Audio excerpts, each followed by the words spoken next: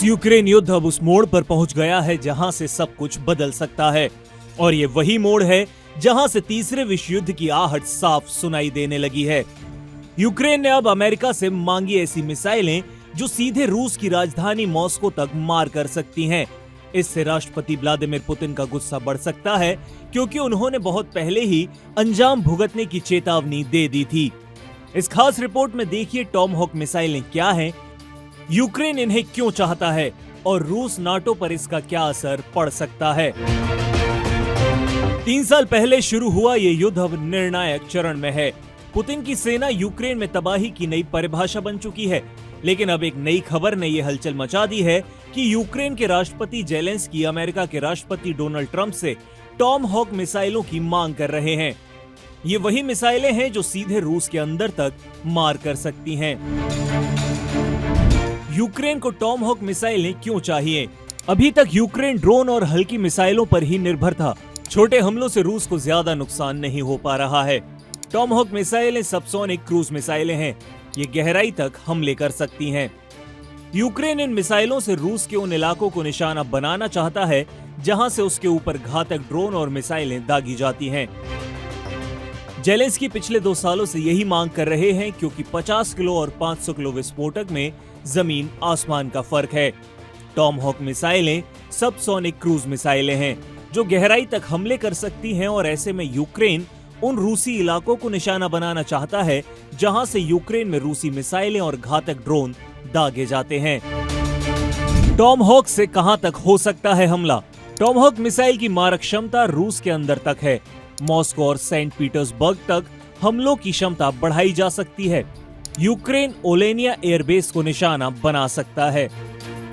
Ukraine लंबे समय से ओलेनिया एयरबेस जैसे हवाई अड्डों पर हमला करने की कोशिश कर रहा है क्योंकि पुतिन की सेना ने अपने हवाई बेड़े को यूक्रेनी और पश्चिमी देशों की मिसाइलों की रेंज से दूर रखा है।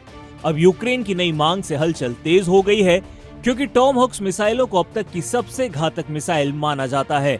ये दुश्मन को उसकी सीमा में घुसे बिना ही दहला सकती हैं। क्या है टॉमहॉक मिसाइल की ताकत? ये सबसोनिक क्रूज मिसाइल है जो 885 किलोमीटर की रफ्तार से उड़ते हुए रडार को चकमा दे सकती है।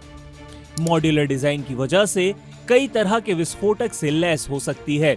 इसकी रेंज 1600 किलोमीटर से भी ज्यादा है। उड़ान के दौरान लक्ष्य बदलने या मिशन रद्द करने की क्षमता भी रखती है। इन मिसाइलों को जहाज, पनडुब्बी या वर्टिकल लॉन्च सिस्टम से भी लॉन्च किया जा सकता है।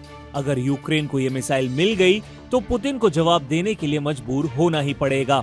लेकिन इनका इस्तेमाल इतना आसान भी नहीं है क्योंकि यूक्रेनी सेना के पास बड़े लॉन्चर या युद्धपोत नहीं है। पुतिन बार बार चेतावनी भी दे चुके हैं कि पश्चिमी हथियारों से मोर्चे की स्थिति नहीं सुधरेगी। अगर चीजें बिगड़ी तो नाटो और रूस सीधे टकरा भी सकते हैं और अगर रूस की संप्रभुता पर खतरा हुआ तो परमाणु हथियारों से जवाब दिया जाएगा। पुतिन ने साफ कहा था कि अगर कोई बड़े दुश्मन की मिसाइल या यूएवी रूस की ओर दागी जाती है या जब से ये हथियार रूसी क्षेत्र में प्रवेश करते हैं तो जवाब हम परमाणु हथियारों से देंगे। अमेरिका ने सीधे टॉमहॉक देने से इनकार कर दिया है, लेकिन यह माना जा रहा है कि नाटो देशों के माध्यम से ये यूरोप से यूक्रेन तक पहुंचाई जा सकती हैं।